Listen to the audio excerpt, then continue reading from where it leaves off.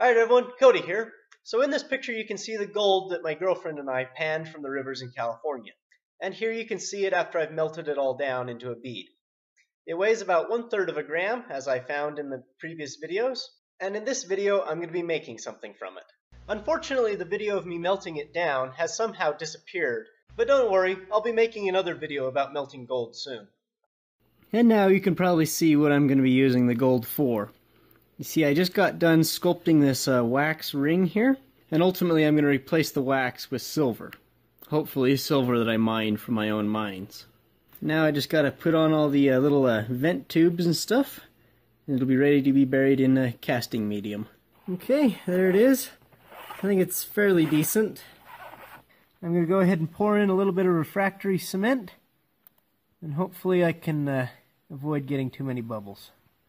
Give this a little shake occasionally to make sure there's no bubbles in and around the ring. So I just took the paper off, and it looks like it's completely dry, hard as a rock. In fact, I think I might have trouble getting the ring out when it's done. But I'm going to go ahead and cut a little bit of a funnel right here, pull out as much of the wax as I can, and then I guess it'll be ready for roasting, in which I'll burn out all the wax. Alright, so Kangen and I are up at one of my other mines. You can see we're up quite high up in the mountains right now. Here's the ladders. We've pulled them all out so somebody doesn't try to go down there again. But this mine goes down quite a ways. You can see we've got a thing going here. We brought some pipe up when we're going to be building a brace so we can get like some pulleys going to bring ore up out of here. But yeah, have a look down in there.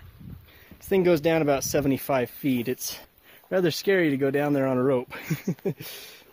Yeah, these ladders are slightly better because, you know, you can put your feet on them. But yeah, so here's some ore that my dad and my uncle brought out a few years ago. And, you know, if you look through this, you can see there's some pretty good chunks of ore here. Like this thing here. So I go ahead and break this for you.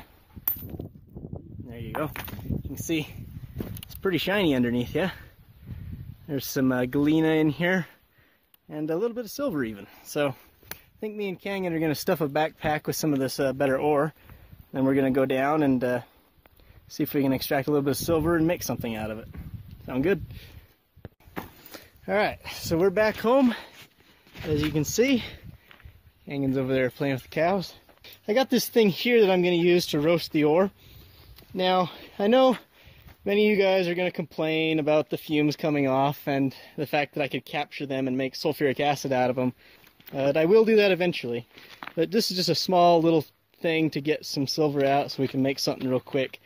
So, yeah, look forward to another sulfuric acid video soon, but this one is just going to be getting the silver out of the ore. So let's go ahead and get started. So here's a little rock crusher me and my dad built last year. You see, you can throw rocks in it, and it'll crush them up a little bit. It's a little jaw crusher design, see? This thing rocks back and forth and it crushes the rocks between it. Got a half a 5-gallon bucket full. That's quite heavy, but it's all down to this size or smaller. I think that'll be just fine for roasting.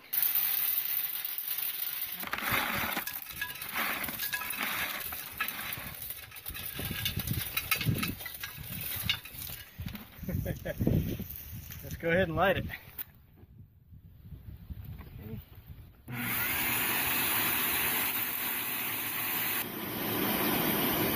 Yeah, hopefully this works out pretty good.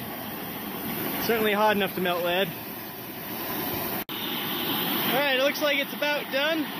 Just a little tiny fire left. Let's go ahead and turn the blower off. Just let it burn up the rest of those coals and cool down over the next several hours so that we can break it apart and extract the lead. You can already see some little bits of lead around some of those coals. I don't know if you can see in there, like little shiny beads of lead. And I think some white, possibly vaporized lead or even some zinc has burned off.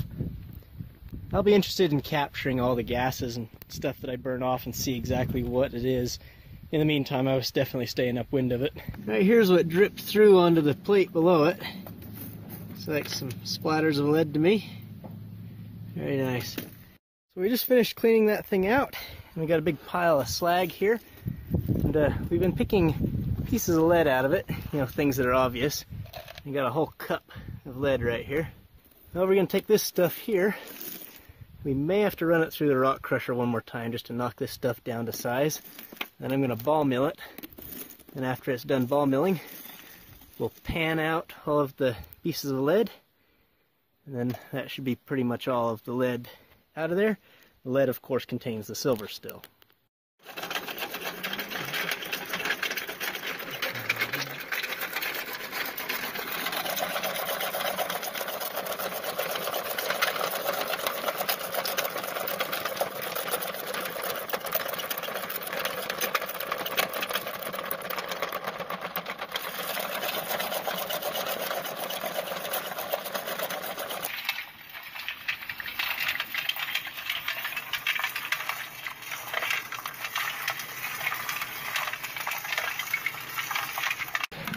This looks like it's crushed fine enough, don't it?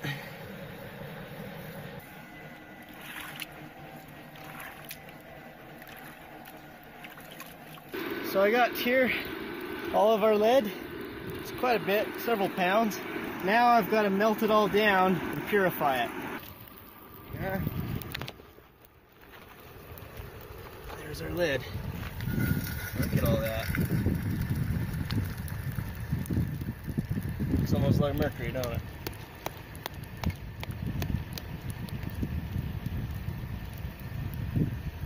Alright, so here's our lead that we got. Let's go ahead and bang it out of the mold. There it is. Nice little lead bar. Hopefully lots of silver. Now, it's time to extract the silver from it. Now to extract the silver from the lead, I've started by cutting it into little bars so it'll fit into this crucible here, as you can see. So I'm going to melt this lead down into a liquid again. I'm going to add a piece of zinc to it. Silver is much more attracted to zinc. It's much more soluble in zinc than it is lead. And then when it cools, I can pull the zinc off the top, and in theory I should have my silver.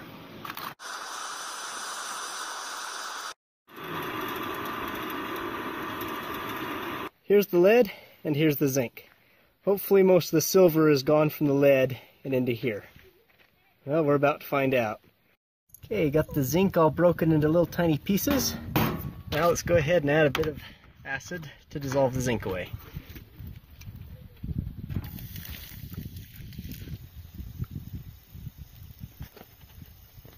Several minutes later and the zinc is still dissolving, but you can see there's a lot of like black powder around it. And that, of course, is the silver. Okay, over a couple hours later, here's what I've ended up with. I think all the zinc is now dissolved, or at least most of it is. There's still some lead in there, and it looks like a bit of lead chloride floating around. It's not too big of a deal because I think I'll end up putting it in a cupel when I fire it down, and that'll absorb any excess lead. Alright, after drying, here's my silver. I'm going to put the mold inside the furnace and heat it up to burn out all the wax. Here's the silver. Let's go ahead and put it in here. I'm going to go ahead and put it in on top of the mold. That way they'll be at the same temperature and I can just pour one into the other. I've got to tip it over and just pour it straight down. There it is. It's in. Okay. There it is.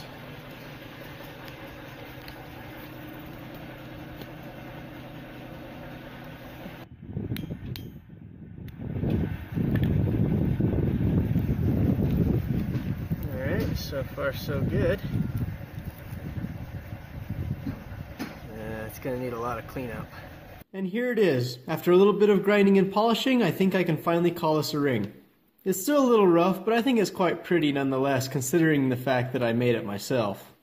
I think the gold makes for a very interesting stone. Hopefully it doesn't get too scratched up. I mean, it is the natural gold, so it's like 22 carats, so it'll be slightly harder than pure gold. Same goes for the silver.